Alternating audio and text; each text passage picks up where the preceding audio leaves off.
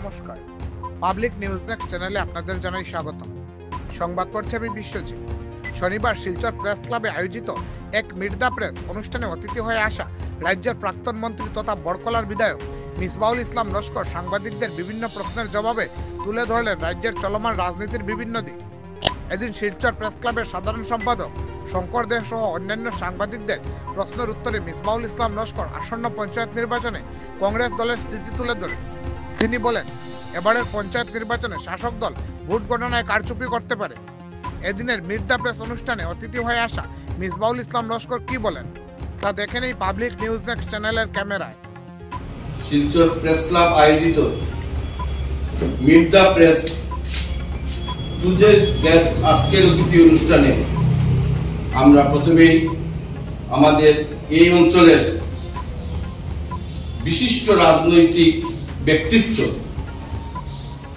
রাজ্যের প্রাক্তন মন্ত্রী বিধায়ক মিসবাউল ইসলাম লস্কর সাহেবকে অনেক অনেক স্বাগত জানাচ্ছি।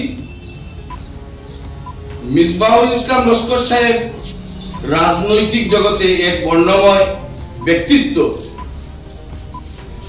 তার যে রাজনৈতিক ঘরানা সেটা আমরা দেখেছি।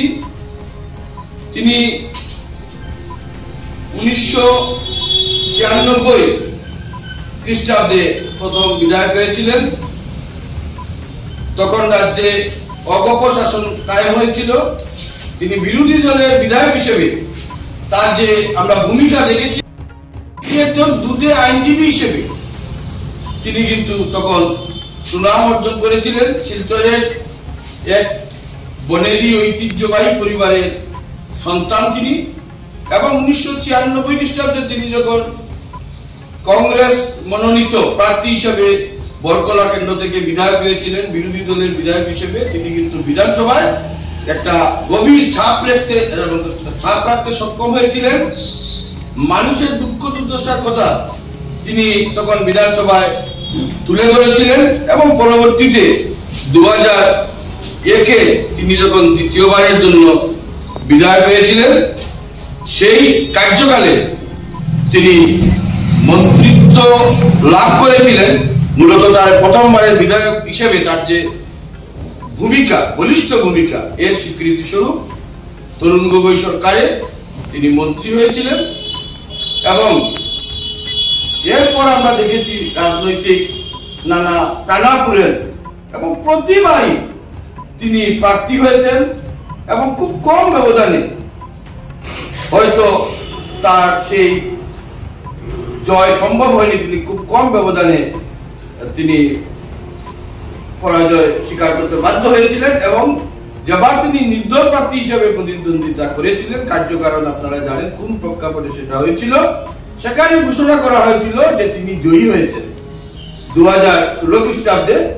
কিন্তু ঘটনাক্রমে শেষ পর্যন্ত দেখা যায় যে না, তিনি 32 ভোটে তিনি পিছনে রয়েছেন।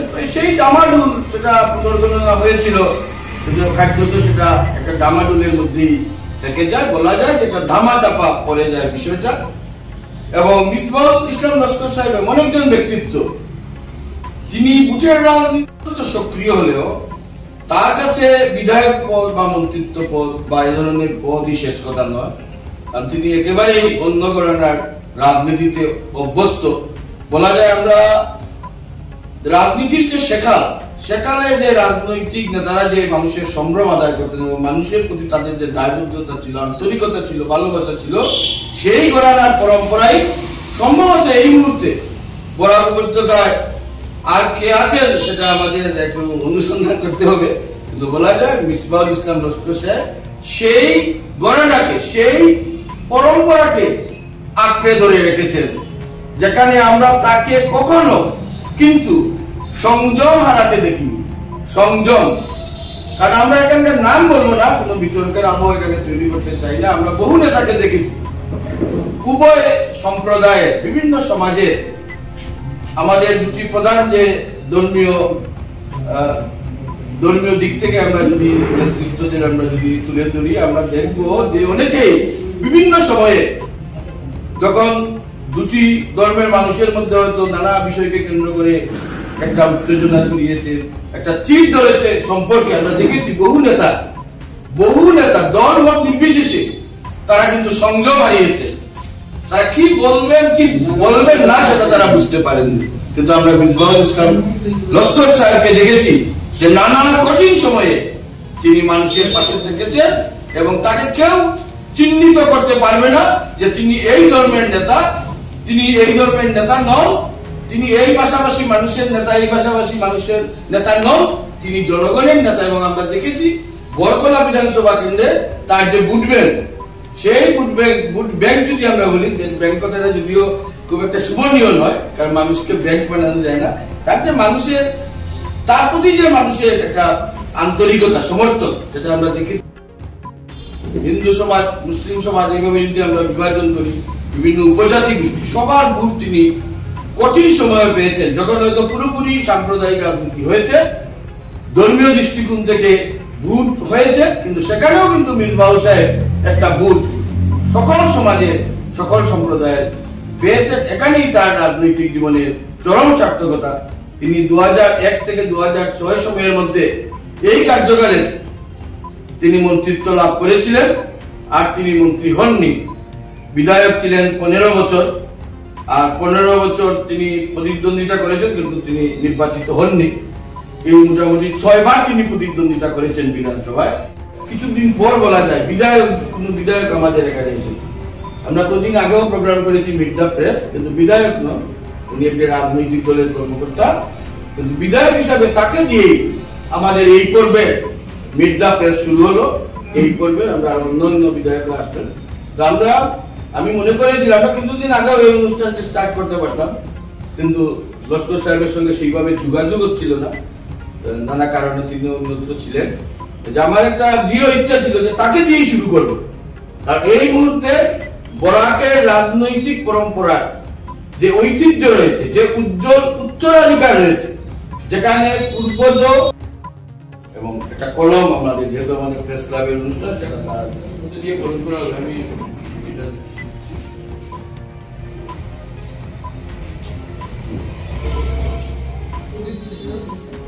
আমি খুবই আনন্দিত প্রেস ক্লাবে এসে, বিশেষ করে গণতন্ত্রের চতুর্থ স্তম্ভ যাদেরকে বলে চিহ্নিত করা হয়েছে, তাদের সঙ্গে বসে খোলাখুলি আলাপ করেছিল। প্রেস ক্লাবের সঙ্গে আমার অনেক দিনের সম্পর্ক। এই প্রেস ক্লাবের জায়গা যখন দেওয়া হয়, তখন থেকে আরম্ভ বিল্ডিং হওয়া, এখানে সন্তোষ মোহন দেব মহাশয় একটা ভালো অনুদান দিয়েছিলেন, আমার মনে হচ্ছে। তখনও আমি এর সঙ্গে জড়িত ছিলাম। তার কারণটা হচ্ছে, আমি 79-এ মিউনিসিপ্যাল ইলেকশনে, তখন আমি ল কলেজের ছাত্র ছিলাম। আমি প্রথম বিধায়ক হয়েছি 96 ইংরেজি।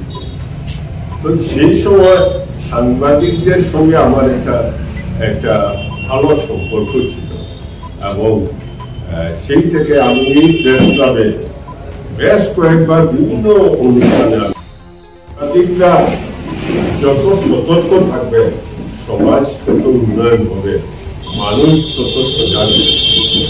আজকালকার জনসাধারণকে সজাগ করার একমাত্র উপায় এই প্রেসকে সজাগ করা। কিন্তু ইদানিং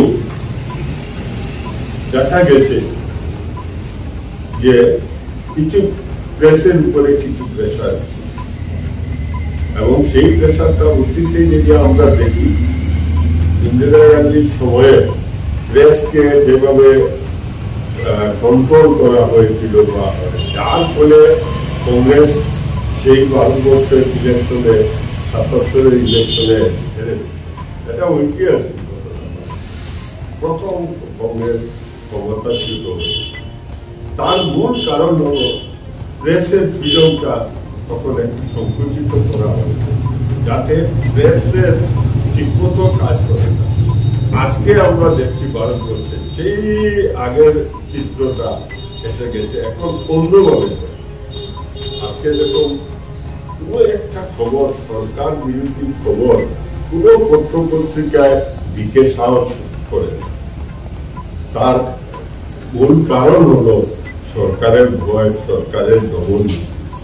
ঠিক সেইভাবে কয়েকদিন আগে একজন সাংবাদিককে, যদিও আসামের মুখ্যমন্ত্রী তিনি সাংবাদিক হিসেবে স্বীকৃতি চান নাই, কারণ এখন এসেছে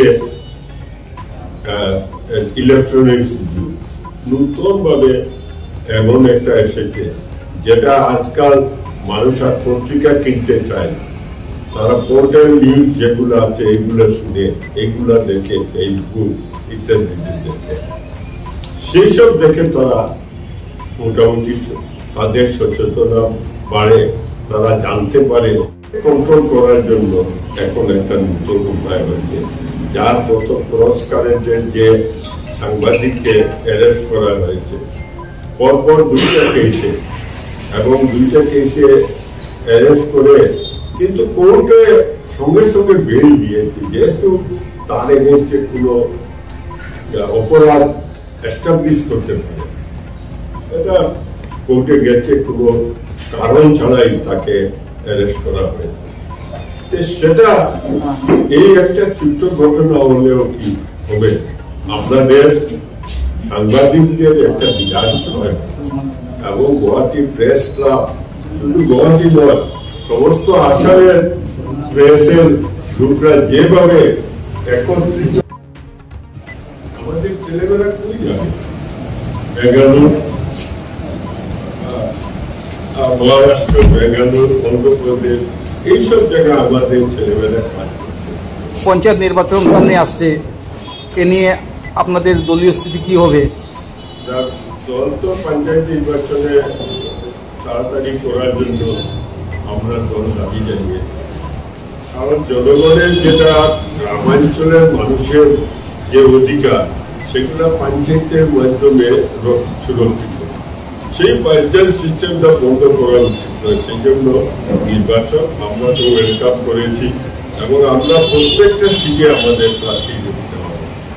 শুধু গ্রুপ মেম্বার যেটা, কারণ এইবার পঞ্চায়েতটা মেম্বার থেকে পঞ্চায়েত হবে, সেই জিনিসটা নির্ভর হবে, কোনো রাজনৈতিক সিম্বল দিয়ে কেউ খেলতে পারবে।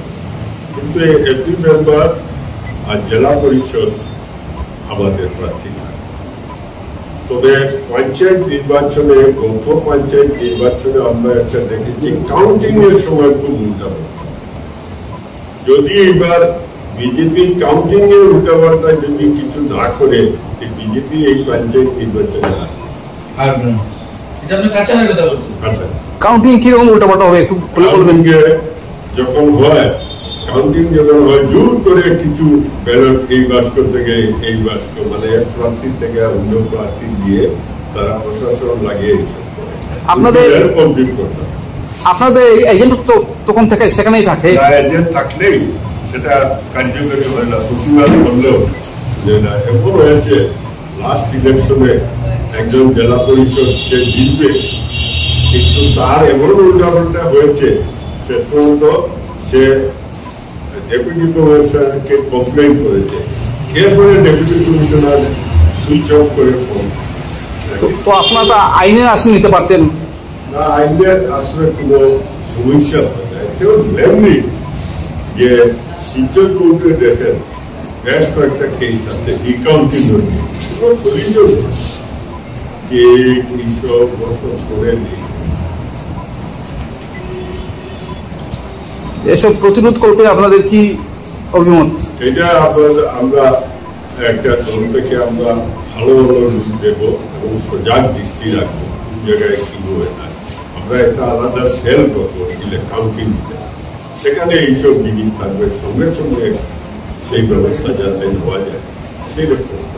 এটাই আমাদের একমাত্র চিন্তা, যে হয়তো আমরা কাউন্টিং এ হেরে গেছি। বর্তমানে কি রাজ্যে প্রতিষ্ঠার বিরুদ্ধে হাওয়া চলছে, আর এটা কি পঞ্চায়েত ইলেকশনে প্রতিফলিত হবে? আসামের মানুষ কিন্তু বিজেপির বিরুদ্ধে, মানুষ ভয়ে কথা বলবে, কারণ এমন তো বিশ্ব শর্মা মহাশয় মাঝে মধ্যে যে হুঙ্কার দেয়, যার ফলে মানুষ, সাধারণ মানুষ ভয় পেয়ে একটা সাংবাদিককে কিভাবে হ্রাস করা হবে, এরপরে দেখি যে ওর বাইকে অ্যারেস্ট করা। আরে সাংবাদিক এটা ও কি ব্যবসা করতে পারে না? ও তো আর্থিক এই যে হোটেলও যেসব সাংবাদিক থাকে তাদের ইনকাম খুব কম, বাকি যা সরকারের বছরে কোটি কোটি টাকা দিচ্ছে অ্যাডভার্টাইজমেন্ট, একটা বিষয়ে 3 বার অ্যাডভার্টাইজমেন্ট, মানে অ্যাডভার্টাইজমেন্ট বন্ধ করে দেবো আমাদের সাংবাদিকরা কিছু নয়। আসলে যারা প্রেসের মালিক, যারা কর্পোরেট সেক্টরের মতো থাকবে, তাদের তো লাভ রোজগার একটা আছে, একাংশ। একাংশ। আপনি যে বলছেন মানুষ ভয় খাবে, ওটা সেক্রেট ভাবে ভোট হবে, তো ভয় খাবে কেন? সেক্রেট ব্যালটে ভোট হবে, এটা নয়, মানুষের তার মনের কথা বলতে পারে।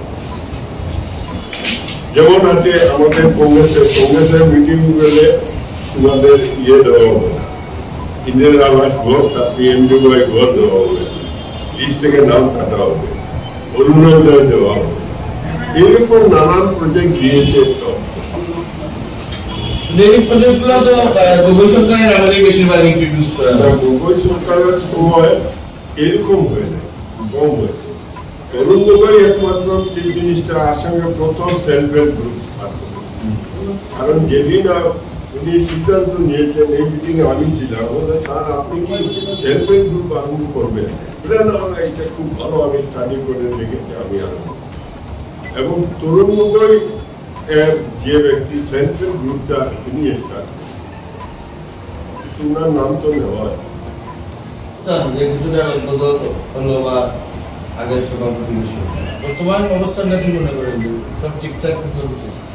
দেখুন, আমাদের দলটা হলো ডেমোক্রেটিক পার্টি, এটা পক্ষের মত থাকবে, বিপক্ষের তো সবসময় একটা পক্ষের টাকায় বিপক্ষে। ওভারঅল কংগ্রেস কর্মীদেরকে নিয়ে আমাদের দল হয়তো ভালো, কেউ আসলে হয়তো খুব ভালো রেজাল্ট করবে, কেউ ভাবে উনি আসলে ভালো হবে, এটা একটা থাকবে। আমাদের আসামে যেমন বিশেষ করে আমাদের MLA কিছু সংখ্যক MLA তারাও চাইছেন যে গৌরব গগৈকে আমরা ফ্রন্টে রেখে যদি আমরা এইবার নির্বাচন লড়ি, তাহলে আমাদের খুব ভালো হবে।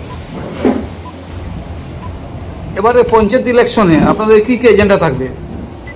এজেন্ডাটা এখনো ঠিক হয়নি, এটা চলছে, রূপরেখা ঠিক হলে আমরা জানতে পারি। এর জন্য স্টেট কংগ্রেস বসে। আপনি কি ব্যক্তিগতভাবে মনে করেন যে গগৈকে নেতৃত্বে আনা উচিত প্রদেশ সভাপতি হিসেবে? আমাদের মেজরিটি কংগ্রেসরা থাক, গগৈ এফিসিয়েন্ট ম্যান, তার বাবার একটা আদর্শ আছে এবং সে পার্লামেন্টে তার যে বলিষ্ঠ ভূমিকা, আমার মনে হয় না নর্থ ইস্ট থেকে কেউ এরকম করতে। সবচেয়ে ভালো সে ভালো হিন্দি করতে, আমরা হিন্দি বলি কিন্তু ঠিক হিন্দি এটাও নাই, আর চয়েস অফ ওয়ার্ডটাও আমাদের লিমিটেড, ভোকাবুলারিটা আমরা একদম কম। কিন্তু গৌরব গগৈ এদিকে একবার ইংলিশও ভালো প্রথম সুন্দর করে এই জিনিসটা আছে। গৌরব গগৈ যা লক্ষ্য করেছে, এটা আমাদের খুব কম সংখ্যক নেতারা আছে। সম্ভাবনা আছে যে আপনার বিধানসভা নির্বাচনের আগে এরকম একটা সম্ভাবনা আছে, তবে AICC প্লেনারি সেশন আছে আগামী 7-8 তারিখ গুজরাটে, 7-8 এই মাসে এপ্রিলে আমাদের প্লেনারি সেশন AICC, এবং সেখানে গুজরাট আহমেদাবাদ।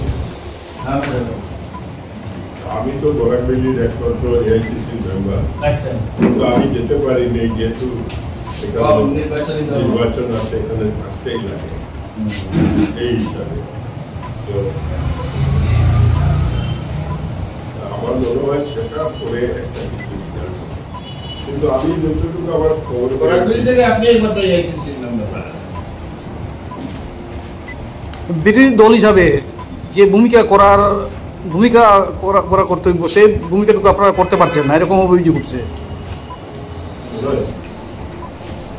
আমাদের ওই যে গত যে বিধানসভা গেলে আমরা বিধায়ক হিসাবে আমরা যথেষ্ট এইবার একদম আমরা 3 বার আমরা চেয়েছি বিধানসভা কমিশন গভর্নমেন্ট মুলতবি রেখে বিভিন্ন ইস্যু নিয়ে আলোচনা করতে, কিন্তু এদেরকে আমাদের নয় সেই জন্য পারি নাই। আমরা এইভাবে প্রত্যেকটা ব্যাপার নিয়ে আমরা প্রত্যেক ইস্যুতে আমরা খুব পজিটিভ এবার ইয়ে করেছি এবং এটা আমি মনে করি ইদানিংকালে আমাদের বিজ্ঞানী দল আরো ইয়ে হচ্ছে প্রতিবাদ করতে। এটা সবচেয়ে বেশি দল বিভিন্ন ধরনের কর্মসূচি জনগণ ভয়েতে আমাদের মিটিং এ কম আছে, তাদের অরুণোদয় কেটে যাবে না, এই রেশন কার্ড পাবে না। তবুও আপনি বলছিলেন যে 37% মানে খালি একটা জায়গায় হিন্দু বুথ আমরা গলায় আমরা যথেষ্ট সংখ্যক, কিন্তু আমরা শেষ পর্যন্ত পারি নাই। বিভিন্ন কিছু দেওয়ার জন্য এখানে মন্ত্রী ছিলেন, তারপরে এমপি কে দেওয়া হয়েছে, এক এক ডিপিতে এক একজন MLA কে দেওয়া হয়েছে। টাকার কোনো তো মানে হিসাব নেই, এত টাকা আজকে দেখুন বরাকবেলিতে আমরা কি পেয়েছি, বঞ্চনা ছাড়া আর কিছু পাই না। আমাদের যারা ভিলেজার, আপনি তো ভিলেজের লোকটা, গাঁওয়ের লোক, আপনার বাড়িতে সুপারি গাছ আছে,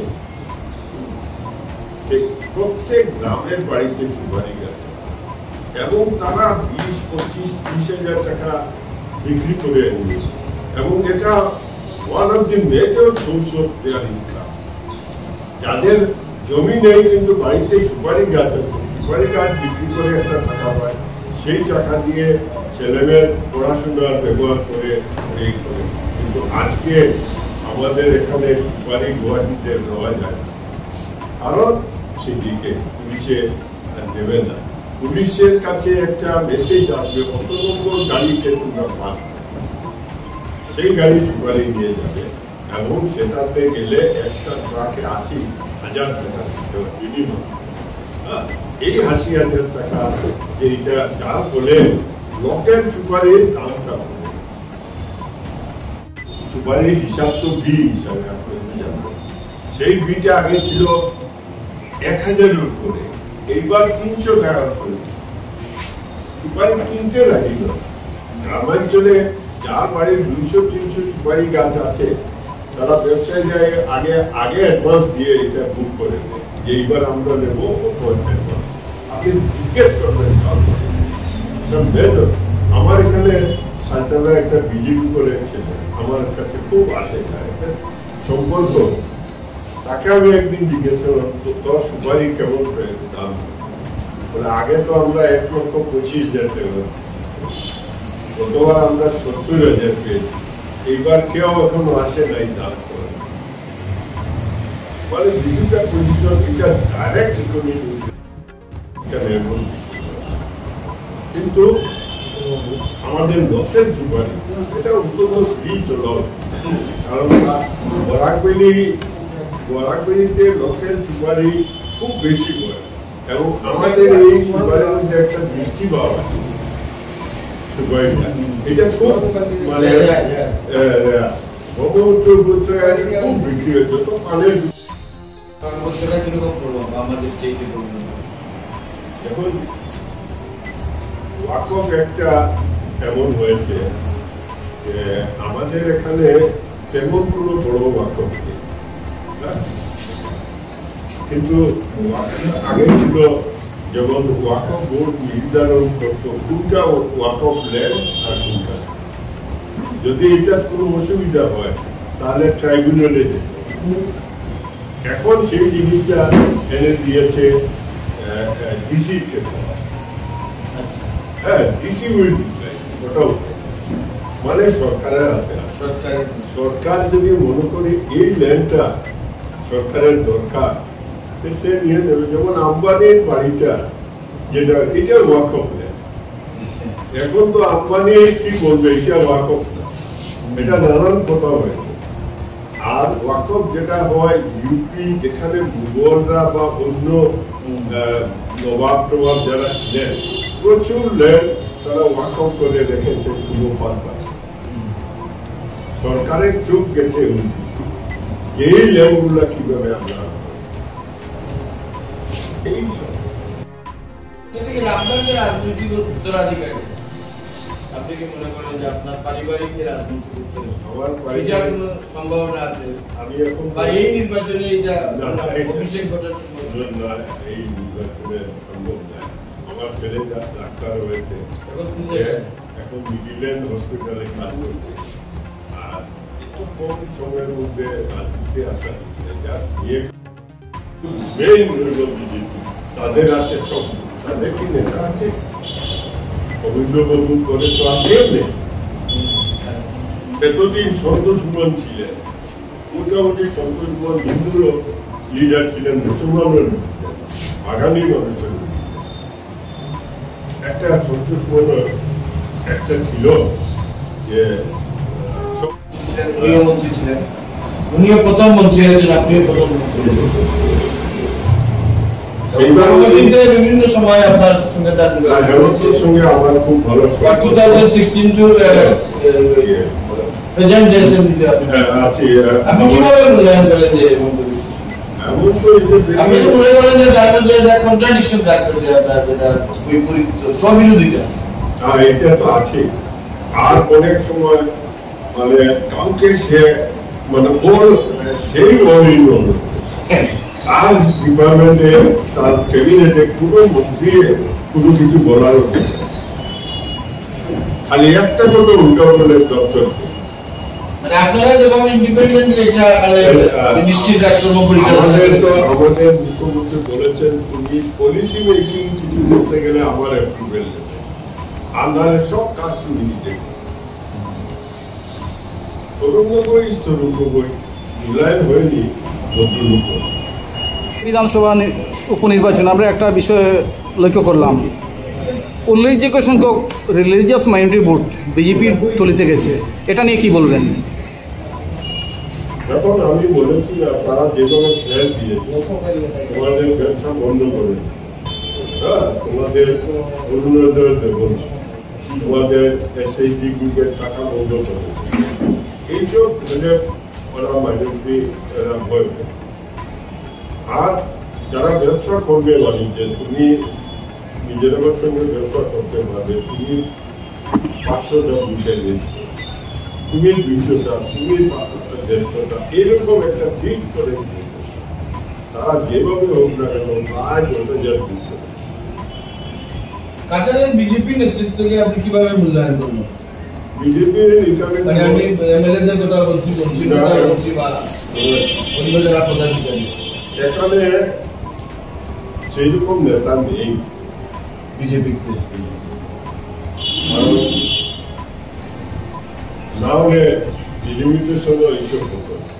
শিলচর শহর উৎপন্ন হয়েছিল যখন প্রতিষ্ঠিত হয়েছিল শিলচর শহর 1832-এ আমাদের কাছাড়ি রাজা সহযোগিতা চাইয়া রাজনীতির জীবনে অনেক দিন আমার তো জীবনটা হইল না, মানে আমি যে